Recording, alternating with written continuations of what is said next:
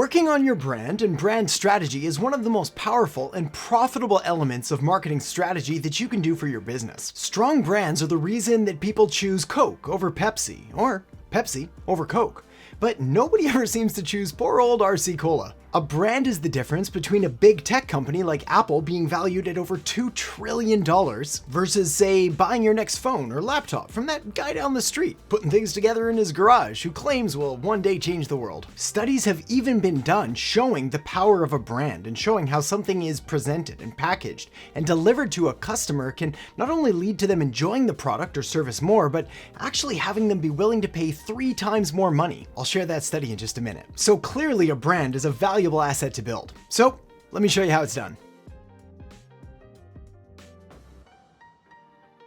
All right, when it comes to marketing strategy, there's a whole lot that goes into it. We need to talk about what you're selling and what it is that makes it different and unique and special. We need to talk about your target market and the people that you're trying to attract. We also need to go over the messages you're going to use, the platforms you're going to present your messages on, and probably should map out an entire marketing funnel or customer journey to help make the buying process that much more seamless and enjoyable. And while that is a lot to do, well, I've got a lot of videos on the channel to help you do just that, including one on creating a marketing plan, which I'll make sure to link up in the description box below. But one key element is far too often overlooked, and it can mean the difference between an average so-so business and a truly profitable and powerful one that makes an impact and pays you very well along the way.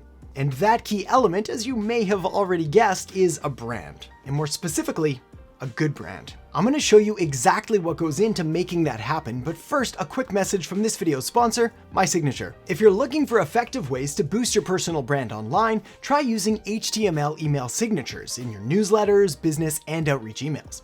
A big thanks to My Signature for sponsoring this video, as their online generator is perfect for this. It allows you to create a branded sign-off in less than 5 minutes and install it in Gmail, Outlook, Apple Mail, and more. You can create great-looking email signatures, choosing from a variety of different professional and stylish looking templates, and can easily customize your email signature with no technical background required.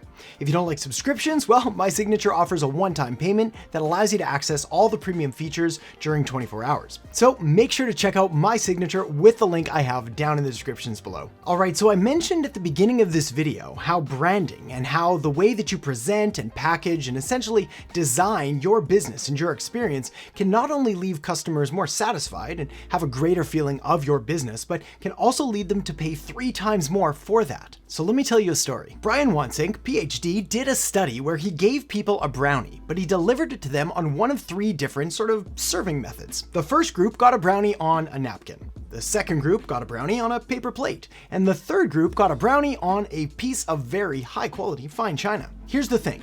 Same brownie, just different delivery methods. Now, the group that got the brownie on the napkin, well, they all said, hey, this is a really good brownie. The group that were delivered the brownie on a paper plate said, wow, this is a really good brownie. But the third group, the group that were delivered the exact same brownie, but on a fine piece of china, well, their minds were blown. And they reported that this was the best brownie they had ever eaten in their entire lives. And the kicker?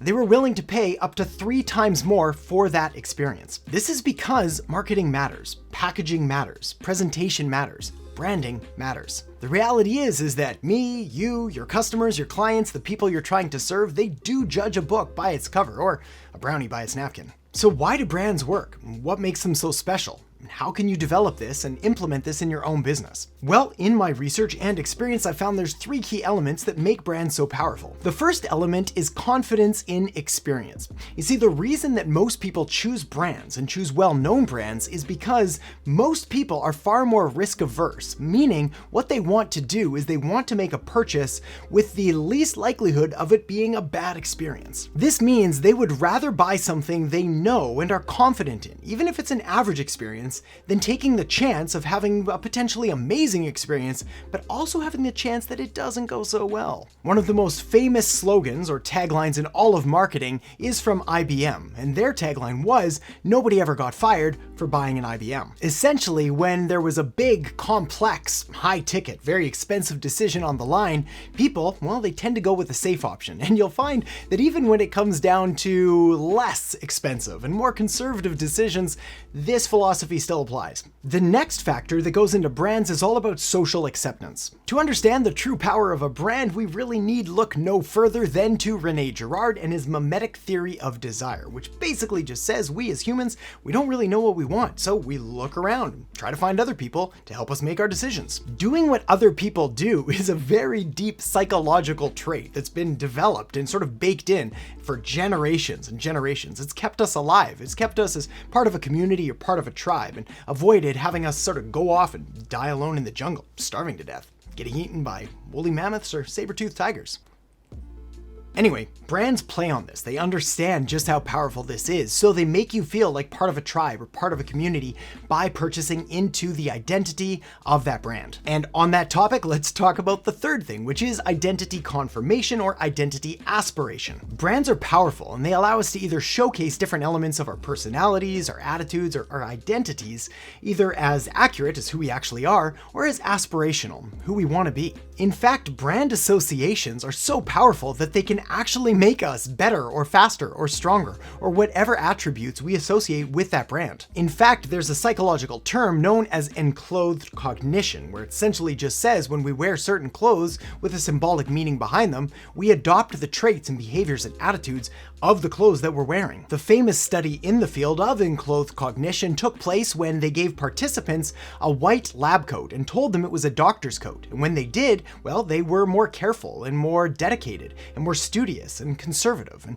all of the elements we'd like to think that doctors have. However, when they were told it was a painter's coat or an artist's coat, or they weren't wearing any coat at all, well, they exhibited none of those traits. So with that said, let's talk next about how you can build a brand of your very own. The first thing is you need to clearly define how you want to be perceived, how you want your brand to be interpreted and judged, because like it or not, well, we do judge books by their cover. We do evaluate people and make split-second decisions on whether we like them or not, or what attributes they have, and we can make those without even consciously knowing them. The takeaway point is that people are judging you whether you like it or not, so you might as well control the narrative and try to influence it and affect it in the best way possible, in a way that aligns with the actual things that you want to communicate. Now, admittedly, this is tricky to do for yourself. After all, it's hard to get a very clear and unbiased and objective perspective on you and your brand and what you're communicating to the outside world. I was fortunate enough to be able to work with Selah from Express My Brand to help me with my entire brand redesign. You can see from the new logo, the new colors, and the new website. Anyway, Selah was awesome and helped me through the entire process, and you can check out the work we did together